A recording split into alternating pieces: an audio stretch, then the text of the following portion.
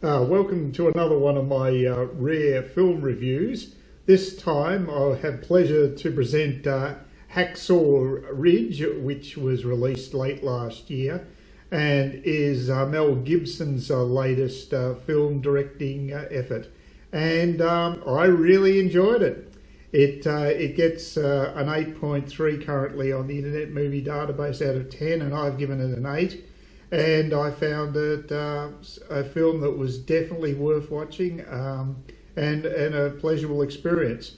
Mind you, it's almost like two films in one, because there's the first half of the movie is all set up and is set in hometown America prior to not prior to the Second World War, but in the early days of the Second World War, in the early 40s, and it's based around a main character who's a conscientious objector and gets drafted into the American Army, and complications arise when they discover, being a Seventh-day Adventist, he is against holding weaponry, and that causes a problem, even though he wants to be a medic. And that's sort of where 50% or so of the film is concentrated on this struggle for him to be accepted into the army and just to hold his place in the army, because they do try to get rid of him. And it's not just the bureaucracy, but also the people in his platoon have been turned against him. So there's a lot of struggles for him to make it as a soldier, as a medic. And of course he does. I mean, it's not giving anything away there, because it wouldn't be the second half of the story, which really is where it goes into top gear. Andrew Garfield stars in the lead role as Desmond Doss, the soldier in question, who actually won the Medal of Honor for bravery. And with good reason, as you'll find out later on as you watch the movie. It's quite a tale, I've got to tell you. And it's amazing that it took 14 years before this project got off the ground. But that is the nature with movies. They can take a long time to make. And some people say it's a miracle any movies ever get made, because it's a matter of having the right personnel and the money together to get these things off the ground. Mel Gibson knocked it back twice. He finally took it the third time. I guess he figured that he did exactly the same thing with Braveheart, and that worked out pretty well for him. So third time lucky in both cases for Mel. But I haven't seen Andrew Garfield before, and but you know, he did a pretty good job in the lead. I have no problems with his acting. This is of interest to me, is that this is actually an Australian American sort of co-production, and it was shot in Australia. And being living in Australia myself, of course, I've got an interest there, and of course, Australians are quite happy to adopt Mel Gibson when it suits them. Obviously, probably not so much when he had that controversy with the anti-Semitic comments. They probably were quite happy to turf him then, but right now he's in favour again and happy to call him an Aussie. But Andrew Garfield actually is, you wouldn't know it, but he's actually an Englishman. He was born in LA, but he went to England when he was 3 years old. So presumably he has an English accent, but as many English actors these days are quite adept at putting on a decent American accent. So that's not a major issue for them. And he does a pretty good job there. There's also a couple of familiar Australian faces in the cast. Rachel Griffith, who many people in America would also know from many of the programs that she's been in and films. She's done many TV and film gigs, and she's a fine actress, and she plays Desmond Doss's mother. And Hugo Weaving, who's a New Zealander to my knowledge, he's also done many films and TV shows. And he does a really good job playing the father, and it's a fairly pivotal role, the father, an interesting character in that he's quite a tortured soul. He's certainly against his son going into the army, primarily because he's lost a son, you know, during battles, and you can understand that the loss would be bad. But he's also a bit of a wife basher, so there's quite a multi-dimensional character there. So, but in spite of all his flaws, he's also the man who comes to the defence of his son when he's having a court martial, and he's able to take him through that and enable him to become a serving soldier in the medical corps over in the Pacific theatre.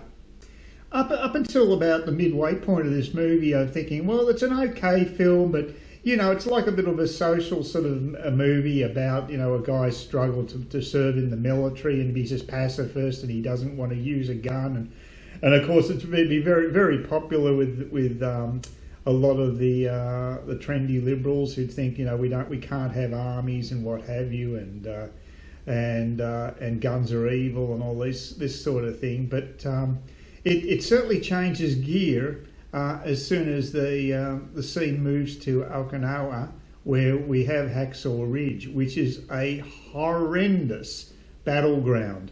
I mean, it really is a ridge. They have to, the soldiers actually have to climb up a huge ridge to get to this plain, which is just a killing ground, basically.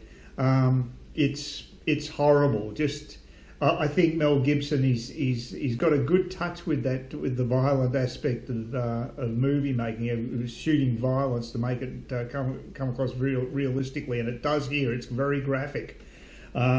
It still probably isn't as graphic as reality though, because when you're talking about war, it is ugly, obviously, and something I think we all want to avoid. But these men were fighting in the Second World War, and they were trying to defeat the Japanese Empire, and of course they were fanatical opponents. And into the mix, into this crazy mix where you've got these people at each other's throats, armed to the teeth, you've got a medic who doesn't carry a gun. Not sure that many medics actually have used their guns in anger anyway. I'm interested to find out whether they have as a group. I doubt it somehow. But they are supposed to be carrying guns, and he's the only one that's allowed to serve without carrying a gun. And you think this could well be a liability in that he has to have all the other people protect him from the enemy. But as it turned out, he went way above and beyond his call of duty, and just it was a Herculean effort to save as many soldiers as he possibly could from one of the most inaccessible killing grounds you could imagine, because they had to be lowered over this very high cliff to safety down at the ground base. It's just amazing that this actually occurred, and it is a story worth telling. And certainly the first half for me dragged a little bit. It was obviously important to tell that part of the story, but I think maybe if I'd done the balance of the film, I would have had a balance a little more towards the second half of the film where the actual battle took place. However, it certainly left me satisfied at the end. It was amazing what this guy carried out, the feat he carried out, and how many people he actually saved single-handedly, and took incredible risks to do it.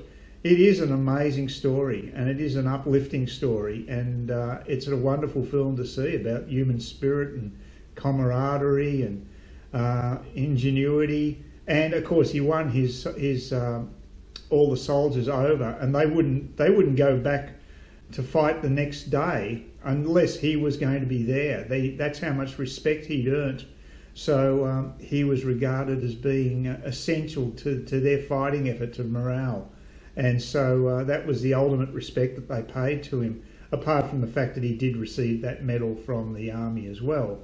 But he obviously received a hell of a lot of respect and kudos from the people he served with, some of which would try to beat the crap out of him earlier on in the first half of the film when he was in his platoon, because he was making life hard for them. They're all on bloody KP duties and having their leaves cancelled because he wouldn't toe the line with using a gun, doing his gun proficiency during training. So it's an amazing story. It's certainly fantastic to see it filmed. Mel Gibson is back in town. He's always been a talent.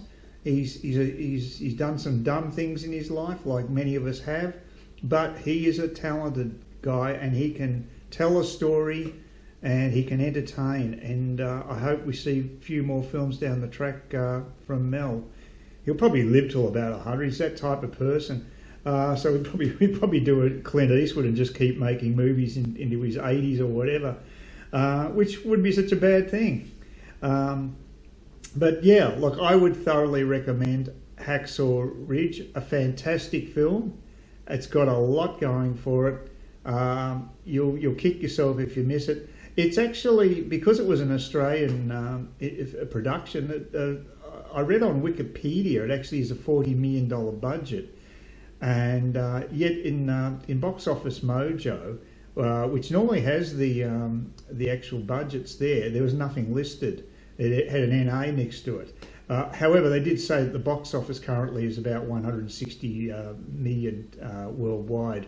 About 90 something million of that is actually overseas receipts. So it's doing well globally, and obviously it's been a financial windfall for the studio too. So that means that we may be seeing a lot more of Mel's work in the future, which is a good thing in my opinion.